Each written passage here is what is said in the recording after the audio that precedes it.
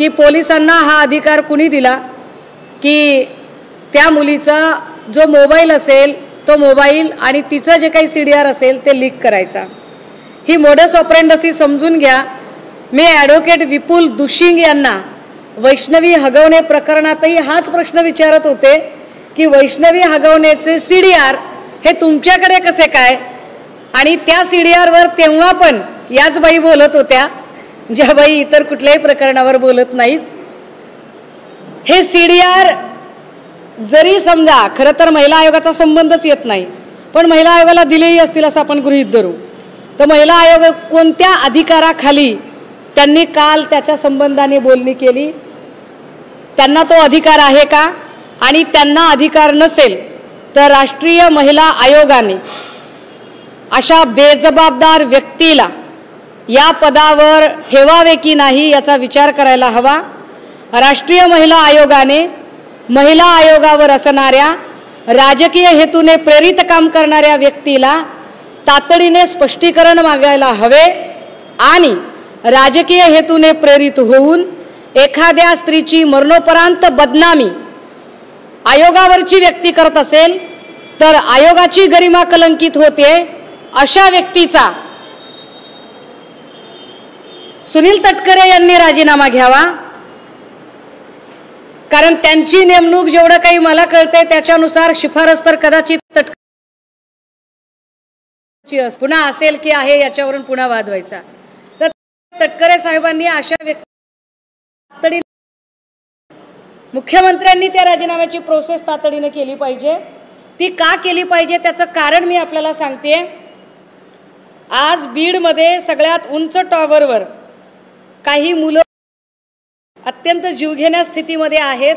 ती सकाळी 10 पासून आहेत, जिकडे की सहजासहजी माणसांना पोचता येणार नाही, आणि अशा टॉवरला उभे राहून त्यांची मागणी काय आहे तर ते म्हणत आहेत की आम्हाला चाकणचा राजीनामा हवाय, कारण आमच्या बीडच्या बहीण लेकी त्यांनी ज्या पद्धतीने गलिच्छ केलेले आहेत।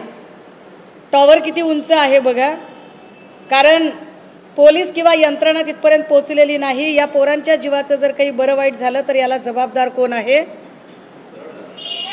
नाही, हा उभा व्हिडिओ दादा, खूप मोठा टॉवर आहे। चाकणकरांच्या राजीनाम्याच्यासाठी ही सगळी मुलं टॉवरवर चढलेली आहेत की जोपर्यंत अजितदादा आणि तटकरे साहेब या अशा बेजबाबदार व्यक्तीचा राजीनामा घेणार नाही तोपर्यंत आम्ही खाली उतरणार नाही, असं म्हणत ही मुलं वर आहेत। खूप मोठा टॉवर आहे हा, पण यात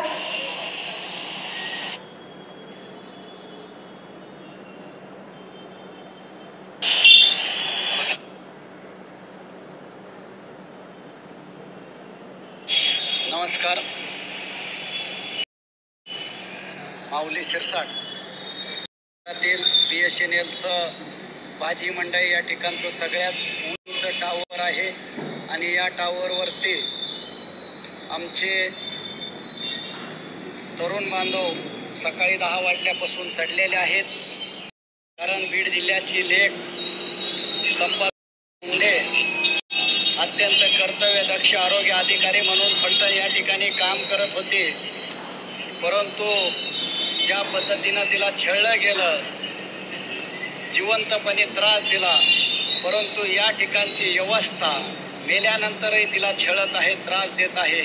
बेजबाबदार महिला आयोगाच्या अध्यक्षा रुपाली चाकणकर ज्या पद्धतीने परिषद घेऊन आमच्या भगिनीच्या चारित्र्यावर शिंतोडे उडवत आहेत, त्यांना हा अधिकार कुणी दिला?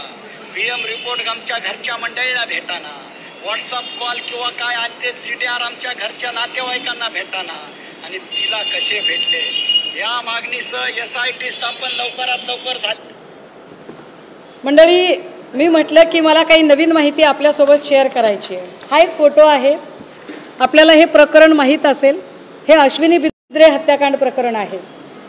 हे एप्रिल 2013चं प्रकरण आहे, आणि या प्रकरणामध्ये 2016चं प्रकरण आहे। हे अश्विनी बिद्रे हत्याकांडामध्ये अश्विनी बिद्रेची हत्या झाली, हत्या खरं तर 11 एप्रिलला झाली होती, पण तिच्या घरच्यांना जेव्हा लक्षात आलं की आपली घरातली जी व्यक्ती आहे ती सापडत नाही आहे, तिचा कॉन्टॅक्ट होत नाही आहे, तेव्हा 15 एप्रिल 2016ला अश्विनी बिद्रेंच्या संबंधाने एक मिसिंगची तक्रार दाखल झाली होती। या मिसिंगच्या तक्रारीमध्ये की आमच्या घरातली व्यक्ती नाहीशी झालेली आहे, त्यांचा शोध व्हावा, पण तो शोध काही होत नव्हता। अखेर ती ज्या ठिकाणी राहत होती नोकरीच्या ठिकाणी तिथे जाऊन तिचा लॅपटॉप वगैरे जेव्हा हस्तगत केला आणि अश्विनी बिद्रे यांचे पती आणि त्यांची मुलगी यांनी त्या लॅपटॉप आणि मोबाईलमधनं काही गोष्टी काढल्या, त्यावेळेस संशय हा अभय कुरुंदकर या माणसावर गेला आणि त्याच्यानुसार पुढे एक तक्रार लक्षात आली आणि त्याच्यात असं कळलं की 11 एप्रिल 2016ला अश्विनी बिद्रेची हत्या झाली होती। मी हे का सांगते त्याचं कारण पुढे सांगते आपल्याला। 11 एप्रिल 2016ला अश्विनी बिद्रेची हत्या झाली, पण गुन्हा हत्येचा दाखल झाला। गुन्हा दाखल व्हायला 1 जानेवारी 2017 उजाडलं।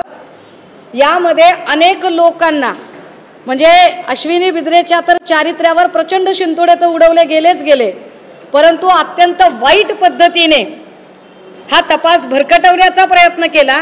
पण हा तपासच्या मुद्द्यावर होता तो महत्त्वाचा मुद्दा असा की अश्विनीच्या मोबाईलवर अभय कुरुंदकरने अश्विनी बिद्रेचे मेहुणे अविनाश गंगापुरे यांना एक व्हॉट्सअपवर मेसेज टाकला होता।